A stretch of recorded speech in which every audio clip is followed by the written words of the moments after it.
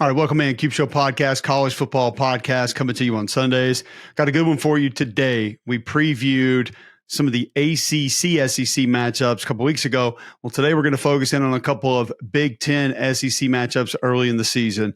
There are some huge games the first 3 weekends of this college football season involving teams from the SEC taking on teams from the Big Ten, including multiple playoff teams and the defending national champion. So who better to bring in than Anthony Herron of the Big Ten Network to discuss these? I've known Anthony from a long time ago in Huntsville, Alabama, where we were both working there. Now he's in Chicago. He covers the Bears.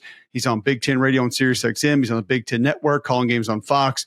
He's an excellent football voice, and I want to get his expert opinion on these games. But first, brought to you by Wickles Pickles. Wickedly delicious. We've always got them here. We've always got them in stock. We snack on them. Wife made burgers last week. Had to have the Wickles Pickles on them. Wickedly delicious. Go to wickelspickles.com. See what they have in store for you. And if you don't have them in your grocery store, ask them why they don't have them. Or go to wickelspickles.com. They'll drop ship them to you.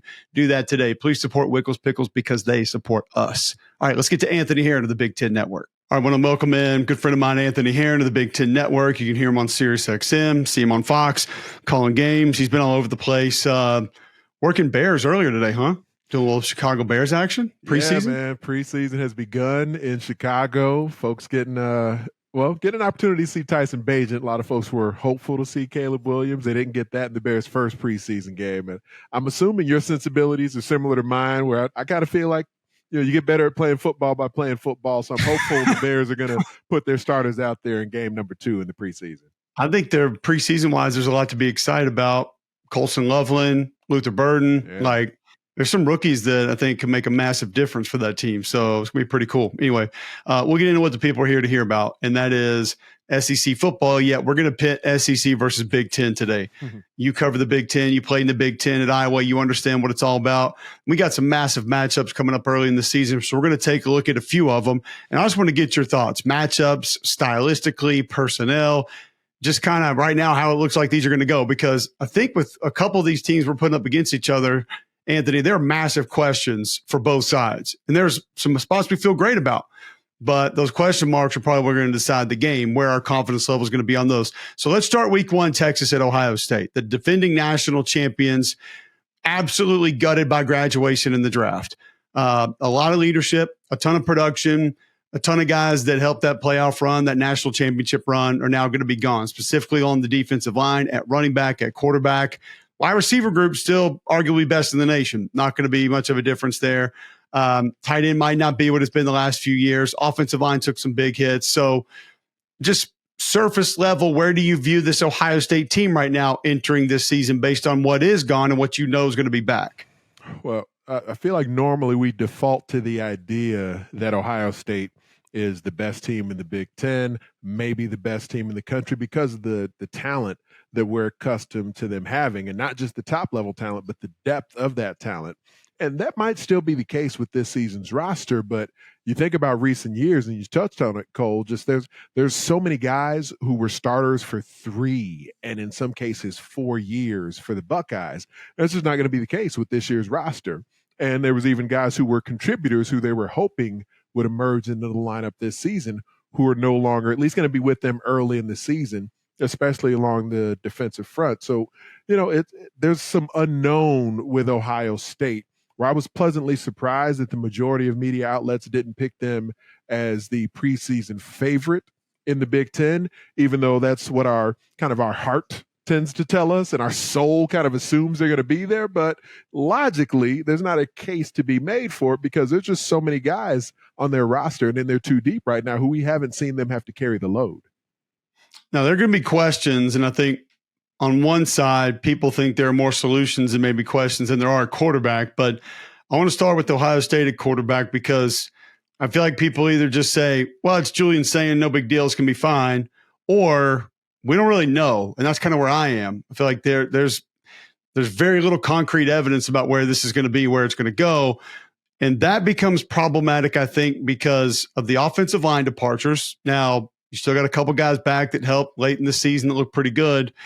But you may have the best tandem of edge rushers in college football that you're going to face when Trey Moore walks up on the edge of the line of scrimmage and Colin Simmons on the other side. Now, the middle, we don't know for Texas's defense, but you got an off-the-ball linebacker that when he lines up to rush can be just as effective. So that pass rush can be a problem. How does Ohio State combat that with that offensive line and then at quarterback? And what's really intriguing about that particular question, Cole, is because we're accustomed to Ryan Day historically calling Ohio State's offensive plays. And then last season was the first time between him being Urban Meyer's OC and then him taking over as the head coach. He finally gave up the play calling reins to his old mentor and his best friend, Chip Kelly, and they won a national championship together. So now this will be the second year of him not really being the chief play caller. But now it's going to be Brian Hartline as that chief play caller for him. It'll be Hartline's first time in that role at any level. He's certainly been involved in it. He's had the co-OC title, but now he's going to be the main play caller for Ohio State's offense, and he's going to have a first-time starter at quarterback. So that'll be kind of an intriguing jigsaw puzzle for him to put together, because a lot of these guys, and you've watched it yourself, you've evaluated it, Cole, and you've been around these guys that tend to see the game through the lens of how does my quarterback win the game passing the football? And there's usually kind of a hurdle early for play callers to get over, especially if they were a quarterback or receiver in their time playing. They kind of want, if there's a little jeopardy or some quicksand, they want to get out of that by throwing the football. But what turned Ohio State into a national championship winner was that combination, not just Ryan Day like he did in his early days, leaning on the passing attack, but fortifying the physicality of his program. The Buckeyes became kind of a finesse team when Ryan Day first got there, and we saw them go to higher heights than they'd ever gone to before in throwing the football. That combination of finesse and physicality is what turned them back into the best team in America, that playoff run. Can Brian Hartline thread that needle in the appropriate way? It's interesting how you kind of brought that up, because you look at like Cade Stover, G. Scott, the last couple of years at tight end, like they've had a little extra oomph. Interior of the D line, offensive line has been asked to kind of go north and south a little more. And I didn't feel like Chip really put his fingerprints on the offense until a little bit later in the year. And then all of a sudden the creativity really started showing up, and you're like, oh boy, like this is going to be tough to manage. Part of why it was so tough to manage was running back. Travion was proven there. Quinchon was proven in Oxford. James Peoples, CJ Donaldson comes in from West Virginia, who can be outstanding. Is that going to be enough to sort of help that group out early on, especially, and maybe be as high powered because of what the running backs are? I believe so. And I think because Ryan Day has kind of been through the ringer enough to have a sense for what's really made his program start to cook when they've been at their best, then my impression is he's now, I think, as proven and as prepared, as developed as a head coach as he's ever been at any point in his coaching tenure. And so that's where I do believe he'll be able to step in enough and make sure that Brian Hartline is operating like they need to be offensively, because you reference a lot of the NFL talent that's gone. Of course, Josh Simmons, even though they ended up losing him in injury, but that's where the depth showed up with the length of the season they faced last year. Then they had to showcase how deep they were on the O-line, and they start moving guys around.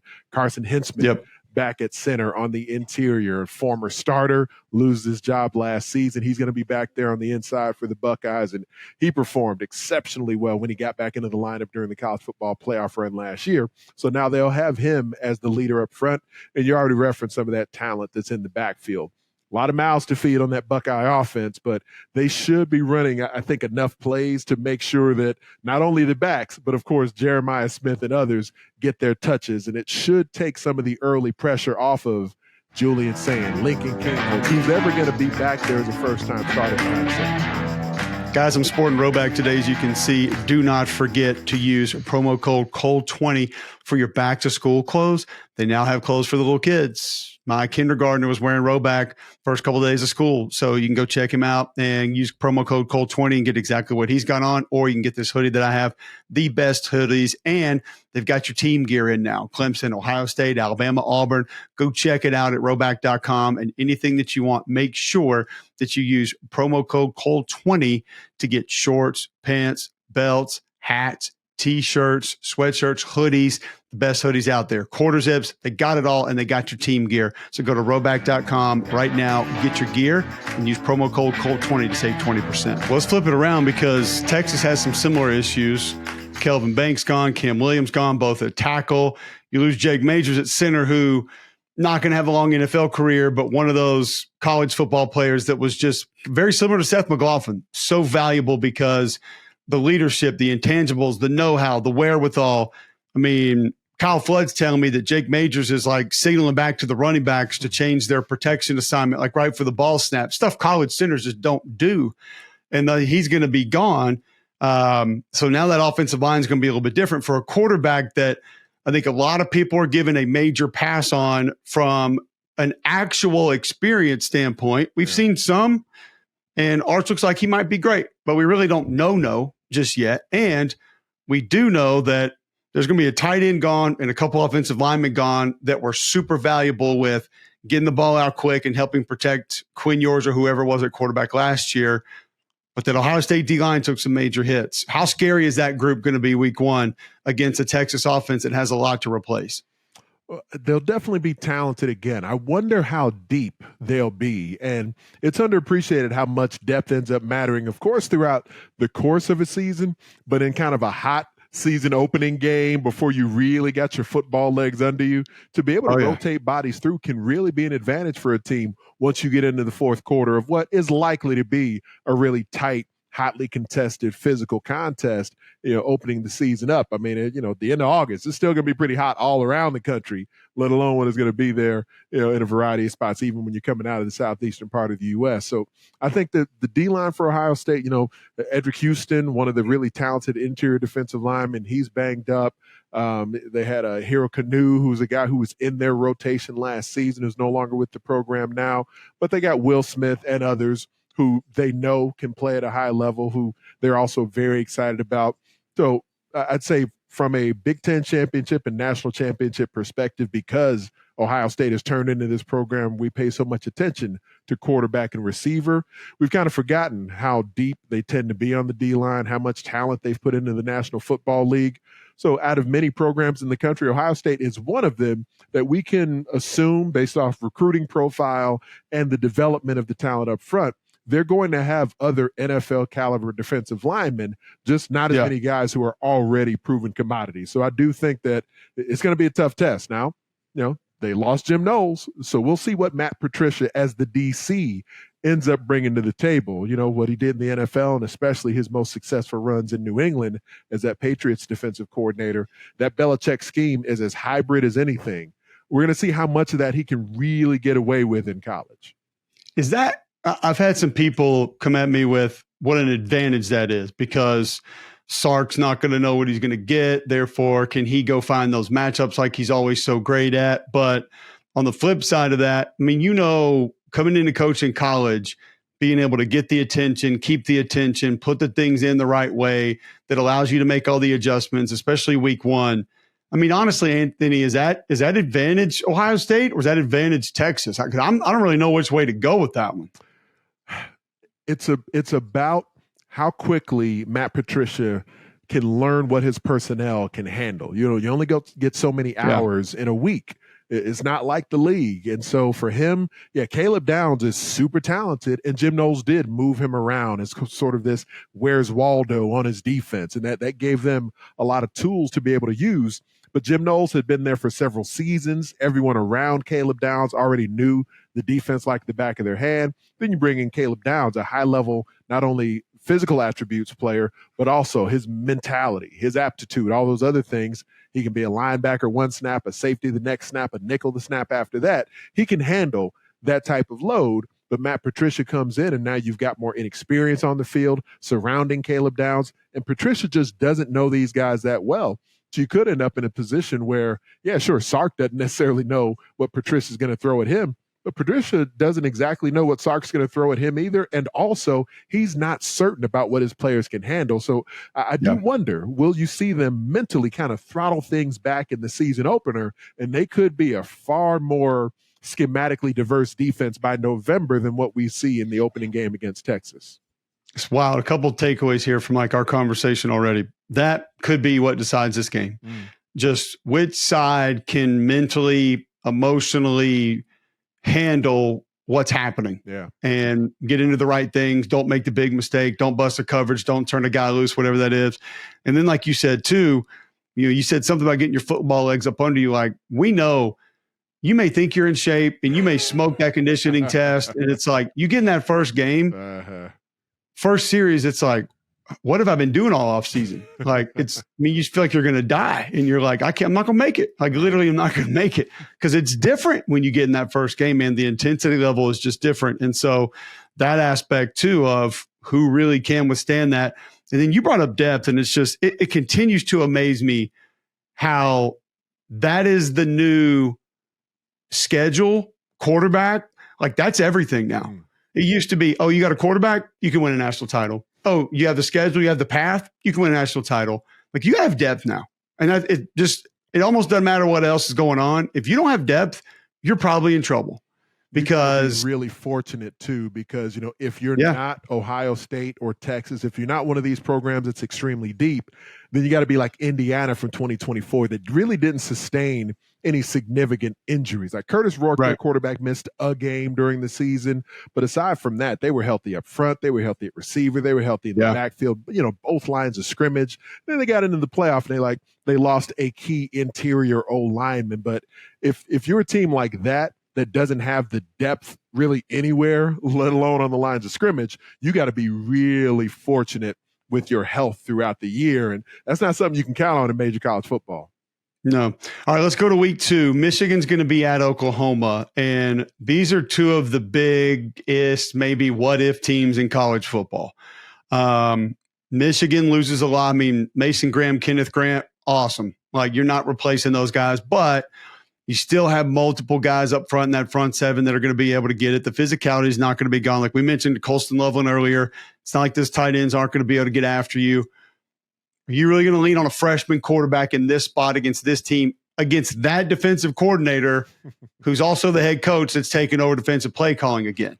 Like, that's a lot of ifs, maybe ands, buts. Also, Oklahoma, new offensive coordinator, new quarterback who've been together.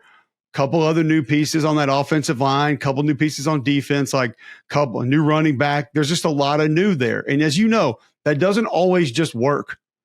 That's one thing that drives me crazy about people is you put 7 new players on an offense that are pretty good and people just think it's going to work. It doesn't just work. So they got to find a way to make it work early against a really good defense, a team that's probably going to be able to control the football, want to control the football. But most importantly, is this going to be Bryce Underwood? It's going to be a freshman quarterback trying to go win this game against Brent Venables in Norman, Oklahoma, week 2? Honestly, Cole, I kind of hope not. And I think I'm in the minority here, where I feel like a lot of folks' sensibilities have just kind of shifted to, let's get the young guy in there. Let's put the talent on the field and watch them figure it out on the fly. But I think back to the true freshman season for J.J. McCarthy, and they had Cade McNamara in place. Now, he hadn't proven that he could win a Big Ten championship yet, but he had started some games. He had some nice moments earlier in his Michigan career. So it said, you know what, we got a veteran here who we think we can ride with. And, of course, Jim Harbaugh already had well established himself as an exceptional head coach, and he had a program that had been in place, a really deep sort of rooted culture that was already instilled. So, they rode with Cade McNamara, even though we kept seeing flashes and glimpses of J.J. McCarthy.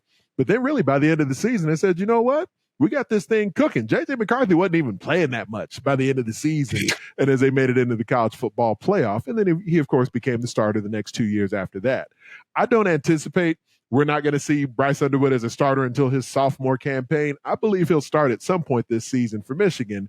But when I was with Sharon Moore talking to him in Vegas at Big Ten football media days, I flat out said it to him. Like, I don't know. I think if they can win it on the field, then that really suits. That accentuates what a quarterback can be, as opposed to a guy being anointed for what might be sort of soft factors, sort of fringe factors, as opposed to just, he obviously shows himself as the best player who can get that thing done behind center. So that's my hope, that if it's Bryce Underwood, it's because he has shown himself to be better than Mikey King, give them a better chance to win than Jaden Davis and other quarterbacks in that meeting room. And if it's not by game 1, I'm sure it'll be by month 2 or something like that. But kind of my hope for Michigan fans is that we see some sprinkles of Bryce Underwood, enough to get folks excited, to wet their whistle. And then after you get into the season a little bit, you really give him the full-time opportunity. I mean, I don't know about you. We both played on the line of scrimmage, but I look at that Michigan O-line coming back that's won the Joe Moore Award multiple times the last few years. And I look at a Oklahoma D-line that I think is the best in the SEC, mainly because of how they can rotate and who they can rotate inside.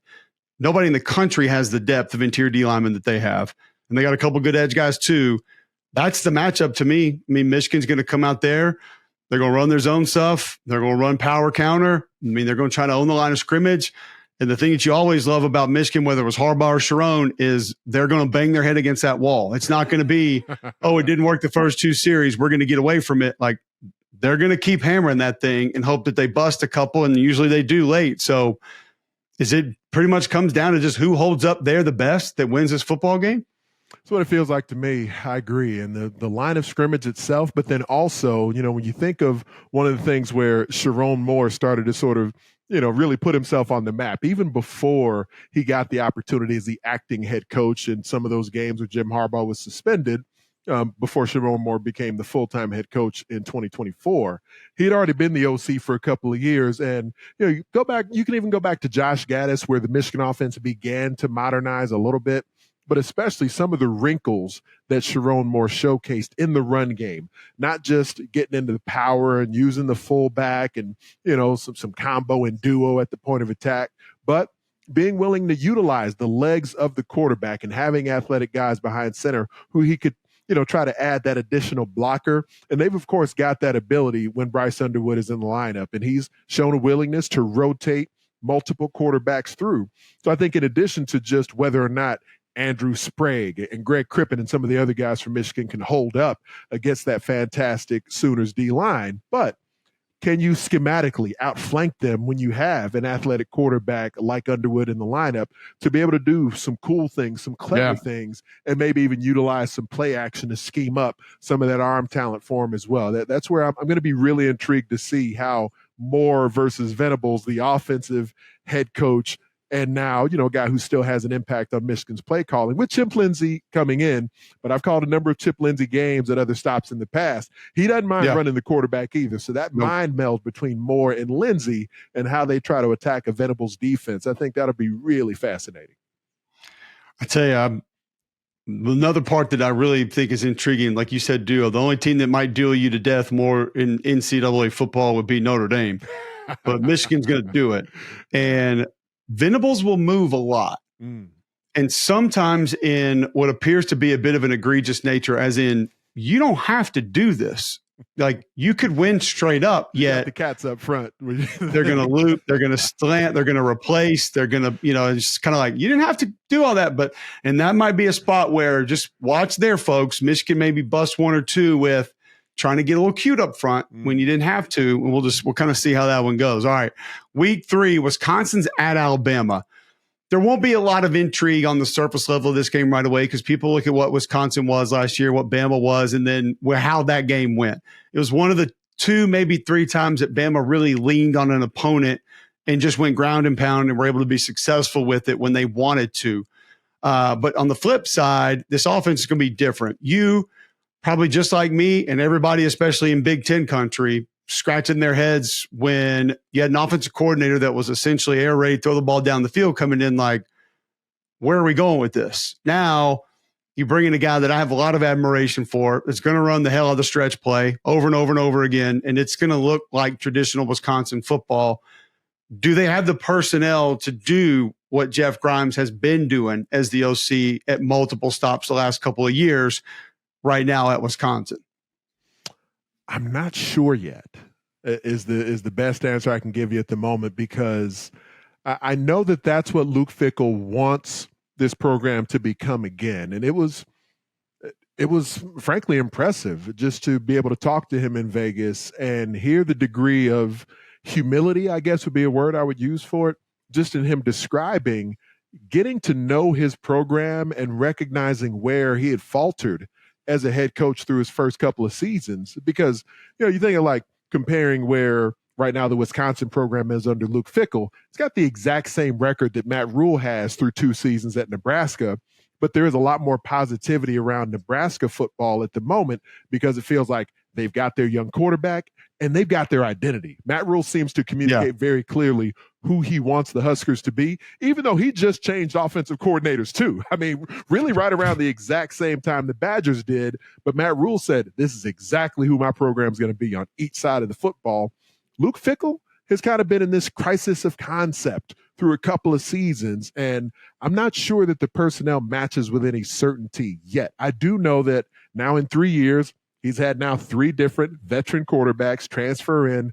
I love Billy Edwards as a leader. Love what he was even as a backup during those initial seasons. He was at Maryland backing up Talia Tagovailoa. Now he'll get another opportunity as a full-time starter, just like he did last season with the Terps. But it'll be for the Badgers in Madison. And he is a playmaker. He's got some mobility to him, and he has seemingly won over that locker room in quick fashion, talking to Luke Fickell and some of his players during media days in Vegas. But they don't necessarily have a bell cow back, and when Wisconsin's been at their best, that's what they've got. They've got one dude who everybody knows in the backfield is going to be a problem for the opponent. They've got some talented guys who they're anxious to see rotate through, but I'm not certain yet that they've got that one guy who's got, all Big Ten written all over him. The one thing I'll say is if Billy Edwards, who you mentioned, can consecutively get them in the right stuff with the heavy play action, some of the bootlegs, whether you want to go like split zone and kind of dump it off to the splitter or something like that, like visually Alabama's defense, they got caught at times last year. Now, Kane runs a vision-based coverage defense, but there are a lot of times certain teams, when you go watch the Vanderbilt film, a couple of others, Oklahoma, when they basically switch up their offense where guys, their eyes are lost. And just that could be an area where maybe Grimy early in the season could say, hey, we're going to bootleg the hell out of these guys. We're going to motion them. We're going to fake them. And then we're going to take a couple of shots here, see if we can catch them slipping. But that Bama secondary should be pretty good. So that'd be a fun matchup to watch just visually if he can try to get them out of place and get them a little bit lost or find a chance to win that game in Tuscaloosa. All right, you hear me talking about getting back into the hobby. I actually hit a card show this weekend with my boys trying to pick up some new offensive line cards. They did the trade-up challenge, and they were able to pick up some good cards. But if you want the best cards, you're trying to get into some of these breaks for the new cards that are just coming out, and these boxes are $750 or you got a new box of cards from Panini right now, football cards, that National Treasures, that's like $3,200 a box. You're not going to pay all that, but what you can do is go right here to Fanatics Live. You crank that out. You're going to go up to the top. You're going to search it, and you're going to go to Pizza Pulls is where you're going to search right down there, and you're going to see the shops. Bam, there's Pizza Pulls right there. They're going to be breaking. I'll be in there breaking cards every Tuesday live on Pizza Pulls. You can also see us on Whatnot. So go to Pizza Pulls if you want to get into football, basketball, baseball, golf. They've even got UFC wrestling cards. They can get in Pokemon at times, but I'm breaking football cards. We've got the new Donruss Elite that's out. We got the 2025 score football that's in. You can get up there right now, pull you like a Cam Scattaboo auto. Got that going. Maybe a little Will Howard auto right now with the Giants and Steelers. So you can go pull a few of those. They got those as well. I'm going to be breaking in there every Tuesday around 11 a.m. Try to get down there on some Fridays and Saturdays as well. Trying to do a little bit more. You'll be seeing that either on my Instagram at Cole Kubelik or on Twitter. I'll be posting that. But just go to Pizza Pulls on Fanatics Live or on Whatnot and see what they got going. You can get into whether it's that Donruss Elite we were talking about, pull you an Ashton Genty or a Shador Sanders, or get into that 2025 score football. Look for that Will Campbell auto, which I've been looking for as well. New tackle for the Patriots out of LSU. They got it all going on. Go check them out today. I want to go one more big picture Big Ten question with you before I get out of here. You mentioned the Ohio State lore, how a lot of people are just going to go into this year saying they're the best team in the Big Ten. I'm getting a little tired of James can't win the big one. Therefore, I can't put Penn State number one. I can't put Penn State the best team in the Big Ten. Like, I get that it hasn't happened, Anthony, and that they've been in the spot some and not be able to get there. But would you agree with me that this roster looks a little bit different than some of those others that haven't gotten it done? Therefore, I don't really think it's oranges and oranges, so to speak. So I just want to know where you are at the top of the Big Ten, and specifically with Penn State. Like, I think Illinois is a major sleeper team right now that not near enough people are talking about. I know they lost Pat Bryant, but I'm a big Bielema fan. I think Altmaier's got it together. I love the staff he's put together. I think they're going to have a chance to win a lot of games. I like the schedule, the way it plays out. I think Ohio State's in it, but how Penn State is not just the front runner in the Big Ten right now for a lot of folks, I don't understand it. Yeah, I mean, that's the one that just makes the most sense. If you're just thinking about this logically, looking at the personnel, their performance from last season, and everything that returns this year, they were a goal line stand away from beating Ohio State, the eventual national champions, last year. And they, of course, had a really exceptional run in the college football playoff, and then nearly defeated Notre Dame, outplayed Notre Dame for like 3.5 quarters, should have gone to overtime at least. And then Drew Aller did what he has rarely done through a couple of seasons as a starter. Yeah. Just had an egregious turnover. Like, he's had a few turnovers, but never just a boneheaded, throwing across your body pass like he did there that allowed Notre Dame to close the show on him. So, there was a lot that Penn State had available to be proud of from last year. And so now you got all those guys returning from last season, and it's got a really similar, sort of flair to what the Buckeyes had last season, where it's not only roster retention, but they're kind of ticked off at the way the season ended. They felt like there was more meat on the bone that they were capable of. And all of them feel like there's improvement available. Like, Nick Singleton has gotten better every year he's played college football. Drew Aller has gotten better every year he's played college football, but none of them are sort of at the top of the food chain. Like, Aller could have been a first-round pick last season if he'd have come out in the NFL draft, but it would have been largely about potential, not legitimate production. He comes back for another season. Not only Singleton, but Katron Allen, who's trimmed down and lowered his body fat, comes back for another year. Maybe the best offensive line in the Big Ten returns largely intact for this season as well. And of course, you lost Abdul Carter up front, but kind of everybody else on defense came back along that front seven. So Penn State is loaded. Zane Durant can play. Danny Dennis Sutton. Yeah. I mean, he really showed up when Carter was out of the lineup last year. So I just listen. Tyler Warren if Brock Bowers was a unicorn, Tyler Warren was a unicorn with a different color horn. Yeah, he was just as like, how the hell does he do all these things as Brock Bowers was, and maybe a little bit bigger. So I don't know. I will say this. If they're going to do it, does Andy Kolnicki have to kind of chill out a little bit? Does he just need to – I know this sounds crazy. Does he need to be a little more vanilla and just say, hey, man, we don't have to be cute all the time. Like, sometimes we can just go run the ball 5 times and get out of here with a win on the road, and, like, we're good. Like, do you think that has to happen for them to really sort of win big in those big games this year?